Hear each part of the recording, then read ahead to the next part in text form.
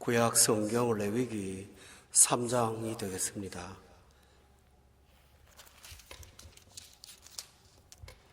오늘은 화목제에 관한 말씀을 전하겠습니다. 아마 제사의 이름 가운데 가장 따뜻하게 다가오는 이름이 화목제일 것입니다. 화목제는 번제, 다음 소제, 그리고 세 번째 나오는 제사인데 실제로 제사를 집행할 때는 다섯 번째 드리는 제사입니다. 모든 제사를 완료한 다음에 마지막으로 드리는 결론적인 제사가 화목제입니다. 그런데 성경은 의도적으로 화목제를 세 번째에다가 갖다 놓았습니다. 그 까닭이 있습니다. 화목제의 그 세 번째 위치는 공통점 때문입니다. 번제나 소제나 화목제에 하나님께 드리는 제물은 공통점이 냄새를 드리는 것입니다. 냄새를. 그래서 화목제나 번제나 소제는 다 불로 태우는 화제에 속하는 것입니다. 그래서 그 공통점 때문에 하나로 묶은 것 같습니다. 또 하나는 교리 문제입니다. 번제는 예수님께서 우리를 대속하여 십자가를 지신 예수님의 십자가 사건을 예표하는 것입니다. 그런데 소제는 그 받은 은혜를 아는 성도들이 나도 주님께 나를 드립니다 하는 헌신의 의미에서 드리는 제사가 소제입니다. 그런데 화목제는 하나님께 받았고 우리가 하나님께 헌신을 드림으로 인해서 하나님과 나 사이에 화목한 관계를 기뻐하는 축제의 성격이 있습니다. 따라서 이것을 구원의 서정으로 묶었습니다. 우리 구원받은 우리 신자의 삶의 핵심은 십자가의 은혜로 구원을 받고 거기에 따른 제자의 삶을 살면서 늘 화목제의 삶으로 하나님과 기쁜 관계, 또 희락, 성령 충만함 이런 것들을 누리며 사는 것이므로 번제와 소제와 화목제는 제사의 일종이지만 우리 삶에서는 하루도 빼어놓을 수 없는 신자의 하나의 특성입니다. 그래서 화목이라는 뜻에는 단순히 관계만 좋아진다 그런 뜻이 아니고요. 거기는 번영이라는 뜻이 있습니다. 하나님이 우리한테 축복하시는 것을 의미합니다. 그 다음에 또 기쁨이라는 게 있어요. 번제의 특성은 회개거든요. 번제는 울어요. 그런데 울음이 울음으로 끝나는 것은 신앙이 아니에요. 울음이 기쁨으로 바뀌는 게 믿음이에요. 화목제는 눈물보다는 기쁨에 초점이 있어요. 번제가 애통이라면 화목제는 하나님과 함께 화평을 누리는 것을 예표합니다. 신앙생활하면서 믿음의 표지 가운데 가장 중요한 것은 예수 믿는 사람은 항상 기쁜 사람이라는 거죠. 외형적으로는 슬퍼하는 자 같으나 실제로는 기뻐하는 자요. 아무것도 없는 것 같으나 모든 것을 가진 자요. 바울 사도가 우리의 정체성을 그렇게 고백했어요. 예수님의 삶도 마찬가지죠. 십자가의 사건으로 끝나지 않고 십자가에서 구속을 완성하셨으니 우리한테 새 생명을 주시는 부활의 기쁨이 있는 것입니다. 이것처럼 신앙은 의롭다함을 받고 돌아가서 기쁘게 사는 것을 의미합니다. 이것이 바로 화목제입니다. 그래서 화목제의 독특한 특징이 하나 있습니다. 번제는 재물을 하나도 남김없이 다 태웁니다. 왜냐하면 주님께서 나에게 모든 것을 주셨다는 것을 상징하기 때문입니다. 소제는 우리의 것을 다 드린다는 의미에서 다 태웁니다. 그러면서 소제의 한 다른 점이 있다면 그것은 아침 소제와 저녁 소제를 드릴 때 제사장과 아론의 자손들이 먹을 분량들을 따로 떼어 놓는다는 것이 소제의 특징입니다. 그런데 화목제는 제사장만 먹는 것이 아니라 그 양을 가지고 와서 잡은 제주도 같이 먹는 겁니다. 하나님의 몫이 있고 제사장의 몫이 있고 제사를 드리는 사람의 몫이 있습니다. 그래서 화목제는 끝나면 둘러 앉아서 즐거운 잔치를 합니다. 나누어 먹습니다. 왜 그럴까요? 예수님께서 당신을 우리의 대속을 위해서 희생, 세상을 죄를 지고 하는 어린 양으로 오셨다면 그 다음에 예수님은 당신을 생명의 떡으로 우리한테 주시는 거예요. 그래서 예수님 말씀하신 것이 일맥상통한데 내가 온 것은 양으로 하여금 생명을 얻는 거고 그 다음에 그 생명을 풍성케 하는 것이라는 데 화목제의 특징이 있습니다. 좀 더 구체적으로 살펴본다면 화목제의 세부 사항이 7장에 나와요. 다 같이 찾겠습니다. 7장 말씀에 15절과 16절을 보면 화목제의 특징은 화목제는요 번제는 회개로 드리고 소제는 헌신으로 드리지만 화목제는 15절과 16절에 보니까 감사의 제물이에요. 감사함으로 드리고 16절에 보면 주님 이 감사에 보답하면서 저는 이렇게 살겠습니다 하는 서원의 제물이라는 뜻을 갖고 있어요. 그때 15절에 보면 감사함으로 드리는 화목제물의 고기는 그 다음에 뭐라고 그랬나요? 드리는 그날에 그 사람이 먹는다고 되어 있어요. 또 31절로부터 7장입니다. 33절에 보세요. 거기 보면 가슴은 기름은 제단 위에 불사른다고 했어요. 여기서 중요한 사실은 기름은 하나님의 것이라고 구별되어 있어요. 하나님께 드리는 것은 태우는 건데 기름을 드려요. 지금은 시대가 좀 달라졌어요. 그래서 고기를 살코기를 많이 먹지 기름을 좀 떼어내죠. 정육점에 요새는 안 갑니다만 전에 한국에 있을 때는 가보면 기름을 떼서 이렇게 그늘 달아주죠. 그런데 영양이 부족했던 어린 옛날에는 고기의 부위 가운데 제일 비싼 게 기름이었어요. 기름기가 부족하니까.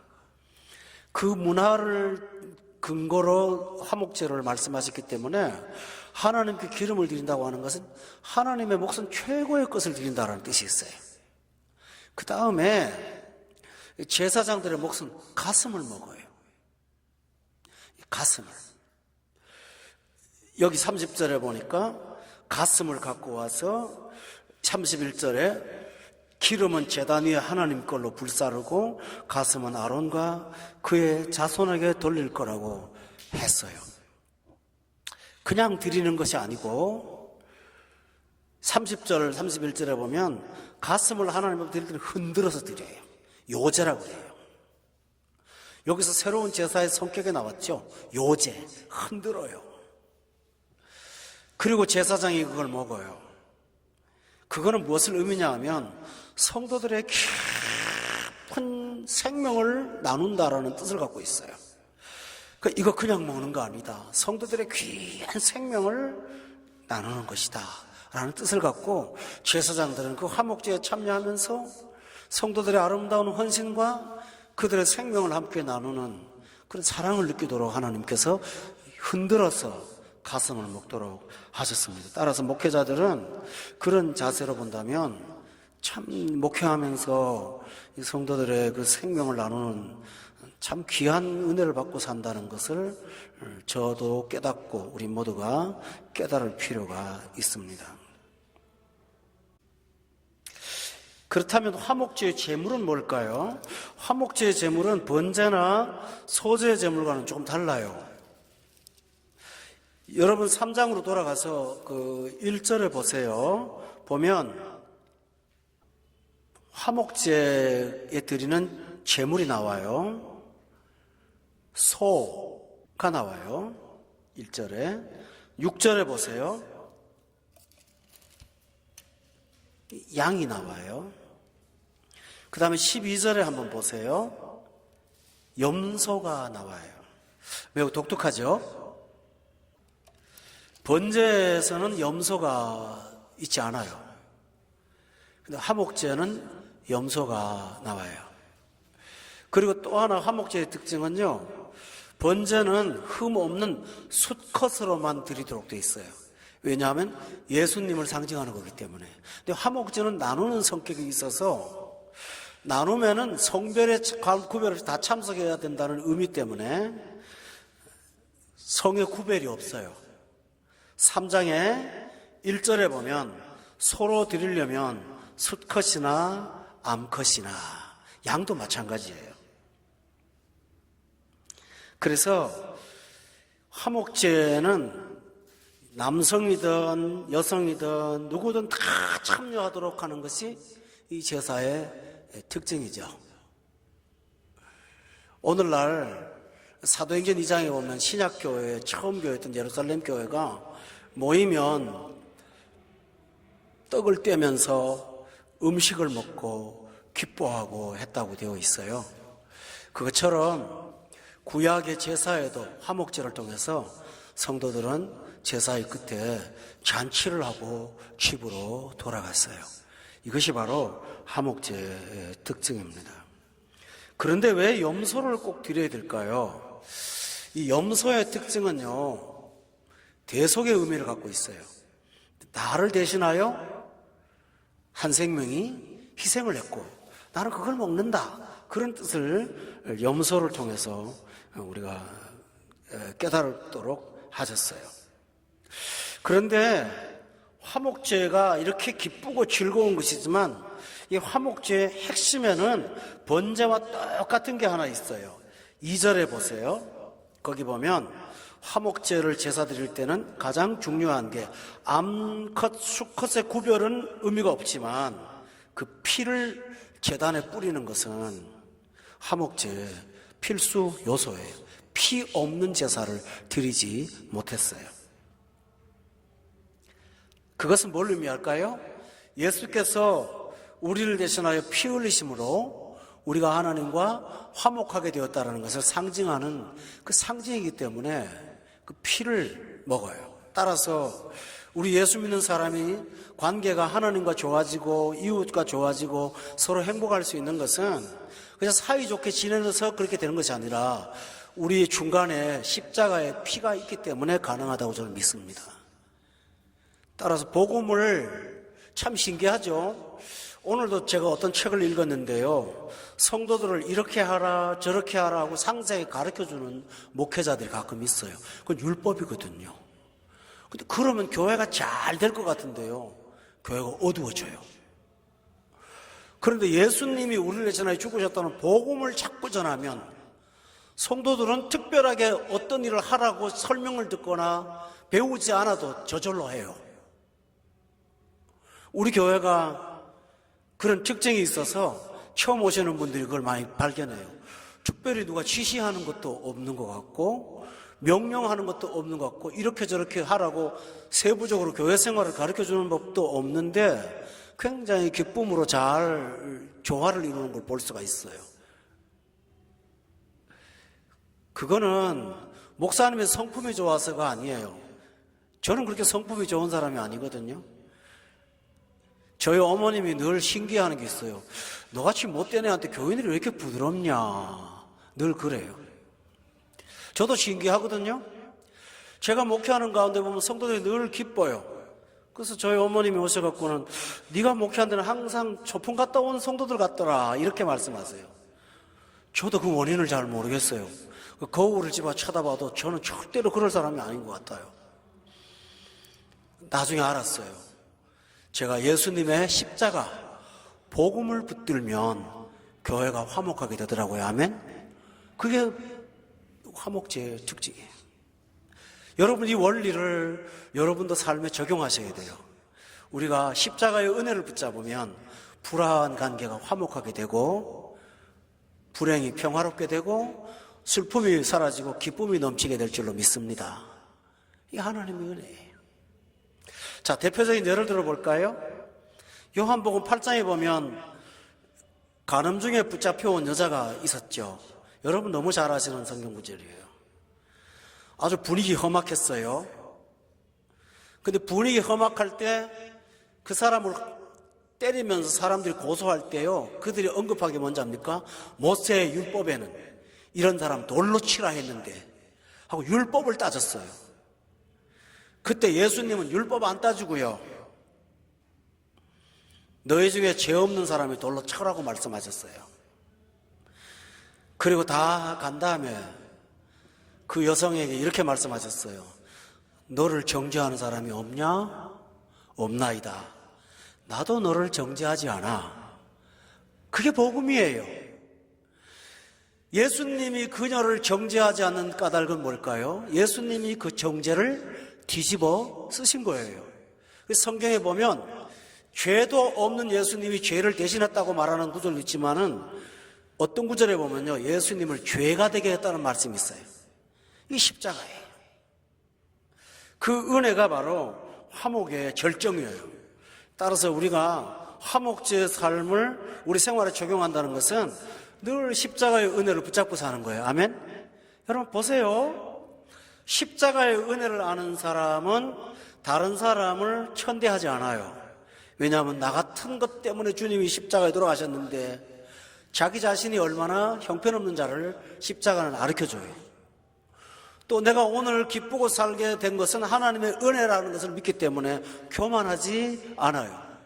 그리고 나보다 못한 사람 분명히 만날 수 있죠. 그런데 이렇게 생각해요. 나 같은 사람도 구원하신 하나님이 저 사람을 변화시키지 못하겠어? 하는 기대감 때문에 십자가를 붙들면 사람이 다 새롭게 보인다는 사실 믿으십니까? 또 있어요. 십자가는 자기를 자학하지 않아요. 왜냐하면 내가 이런 사람이지만 하나님의 은혜로 구원받았다는 사실을 십자가가 담대하게 증거하죠. 그러니 자학을 안 해요. 그렇지만 자만하지도 않아요. 그게 은혜인 줄 알거든요. 그래서 왜소하지도 않고 거만하지도 않아요.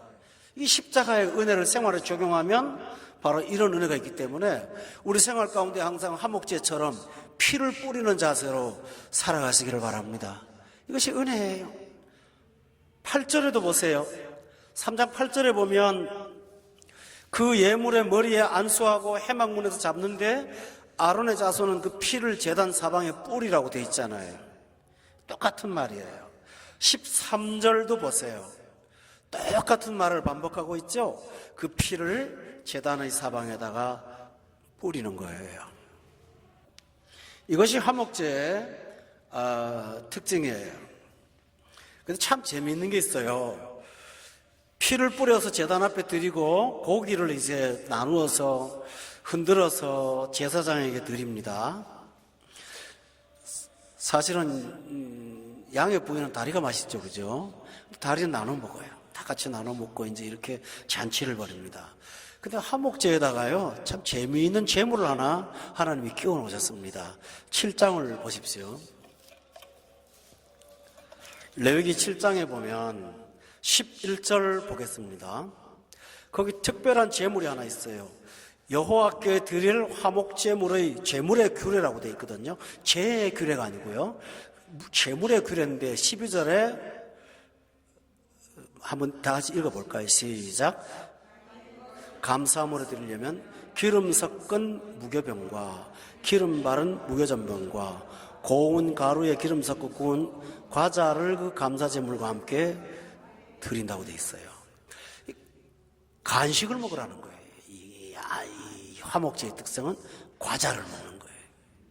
근데 기름을 섞어서 부친 누룩이 들어가지 않은 고운 가루로 된 고소한 과자를 나누어 먹는데 13절도 보세요. 다 같이 한번 읽어볼까요? 시작. 또 유교병을 화목제의 감사제물과 함께 예물로 드려서 14절에 보니까 제사장에게 돌리고 함께 나누어 먹는 거라고 말씀하셨어요. 성도 여러분, 하나님은 기쁨의 하나님이라는 걸 믿으세요? 화목제에다 과자를 왜 집어넣을까요? 하나님은 소제를 통해서는 제사장의 양식을 공급하고 화목제를 통해서는 공동체의 기쁨을 주시면서 과자를 통해서는 별미를 통해서 그 기쁨을 배가하는 게 화목제의 특성이에요. 그러면 어린아이들까지 와서 다 먹으면서 즐거워하는 잔치를 벌이는 거예요. 많은 사람들이 구약을 잘 모를 때는 제사는 너무 슬프고 힘든 거라고 생각을 해요. 그러나 화목제를 통해서 아주 기쁨이 충만해서 돌아갈 수 있었다는 사실을 기억하십니까? 창세기에 보면 참 재미있는 말씀이 나와요. 하나님은 6일 동안 세상을 창조하셨는데 참 귀한 말씀 중에 하나가 하나님이 말씀하심에 된다는 거예요. 또 하나는 따라합시다. 그대로 되니라. 이게 기가 막힌 말이에요. 우리가 말씀을 믿는 이유는 뭡니까? 말씀은 그대로 되거든요. 하나님의 거는 목표 미달이 없어요. 그대로 돼요. 하시는 그대로 되거든요. 그러니 여러분이 말씀을 믿고 산다는 것은 그대로 되는 것을 경험하게 될 줄로 믿습니다. 그런데 그대로 되는 걸로 끝나지 않고요. 항상 하나님은 만든 다음에 즐기세요. 좋았더라. 뭐 한다고요, 하나님이? 하나님이 보세요. 다 만드신 다음에 하나님이 사물을 보시면서 참 좋아. 특별히 사람을 만든 다음에는 하나님이 보기에 참 좋더라. 힘이 좋았더라. 하나님은 기쁨을 즐기시며 누리며 기뻐하시는 하나님이세요. 그래서 하나님이 드리는 제사의 모든 결론은 기쁨이에요. 십자가에 닿으면 부활의 기쁨이 있죠. 제사의 4가지 제사의 끝에는 화목제를 통해서 하나님이 그 기쁨을 갖고 성도들이 돌아가도록 이끌어 주신 거예요. 성도 여러분, 성경에 보면 기적을 경험한 사람이 돌아갈 때는 항상 뭘 갖고 갔는지 아시죠? 자, 보세요. 들것에 실려온 환자가 주님의 은혜로 치료받아서 상을 덕 들고 집에 돌아가죠. 그죠? 그게 뭘까요? 기쁨의 증거를 가지고 가는 거잖아요. 나면서부터 안전병이 된 사람이 베드로와 요한의 선포를 듣고 기적적으로 일어났을 때 그가 한 일이 뭔지 압니까? 뛰면서 서서 걸으면서 성전에 들어가서 하나님을 기뻐 찬양한 것입니다. 화목제가 바로 이거예요. 제사 다 드렸냐? 내가 너의 죄를 용서하고 너를 화목하게 했으니 같이 나누고 즐겁게 하면서 그 기쁨 갖고 집에 돌아가라고 주께서 말씀하신 거예요. 그래서 하나님께서 예수님을 번제의 제물이라는 말을 강조하기보다는 신약에 보면 하나님 분이 번제의 제물인데요, 신약에 보면 예수님을 화목제라고 자꾸 강조하세요. 아멘? 그 까닭이 뭘까요? 슬픔이 아니라 주님이 주신 풍성과 기쁨이라는 것을 소개하시는데 목적이 있어서 예수님을 화목제의 제물이라고 말씀을 하시는 거예요, 자꾸. 그래서 하나님과 나 사이를 화목케 하시는 화목제로 이 땅에 오셨다. 그 이야기를 신약의 저자들이 계속 강조하는 까닭은 바로 그 목적에서 사유가 있다는 사실입니다.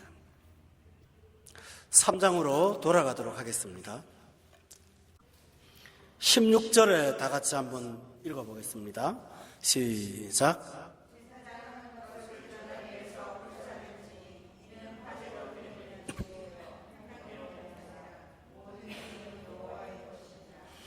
네, 여기서 보면 그냥 냄새가 아니라 16절에 보면 무슨 냄새라고 그랬죠? 향기로운 냄새다 그랬어요. 번제로부터 올라가는 냄새는 태우는 냄새잖아요. 소제는 헌신의 열정을 드린 냄새죠. 그런데 화목제는 뭘까요? 화목제의 성격은 우리 성도들의 기쁨의 탄성이 하나님께 올라가는 것을 의미해요. 성도들은 우는 것도 하나님 앞에 상달되지만 우리가 주회 전에 예수님의 이름으로 모여서 기뻐하고 찬양하는 거 하나님이 향기로운 냄새로 받으신다고 말씀하신 거예요. 교회 여러분, 그래서 여러분이 항상 하나님 앞에 다른 어떤 것도 중요하지만 기쁨을 드리시는 여러분 되기를 예수 이름으로 축원합니다. 저는 마지막 결론을 내리도록 할게요. 이 땅에 희생의 제물로 오신 예수님께서 이 세상에 다시 오실 때는 희생의 제물로 오시지 않죠. 그분은 하늘에서 신부를 위하여 단장한 신랑처럼 오신다고 요한계시록에 기록되어 있습니다. 그러면서 하나님께서 이 세상의 만물의 끝에 있는 새하늘과 새 땅은 마치 혼인잔치를 하는 혼인잔치의 집과 같다고 소개하면서 천국은 바로 그와 같은 곳이라고 설명을 합니다. 교회 여러분, 오늘 이 말씀을 우리 생활에 꼭 적용하세요. 결론을 내려드리겠습니다. 여러분은 날마다 번제의 삶이 있기를 바랍니다. 십자가 앞에 나가서 나의 죄를 회개하고 자백하는 날마다의 경건이 있기를 주의 이름으로 축원합니다. 그리고 주의 전에 와서 일상생활에서 하나님의 몸된 교회를 열심히 섬기는 헌신된 아름다운 성도들로 살기를 바랍니다. 소제를 드리세요. 그리고 세 번째로 제일 중요한 게 뭘까요? 기뻐하세요. 감사하세요. 찬양하세요. 그리고 서로 사랑하세요. 그래서 그 냄새를 하나님께 올려드리는 아름다운 생명의 축제가 여러분에게 항상 있으시기를 예수 이름으로 축원합니다. 기도하겠습니다.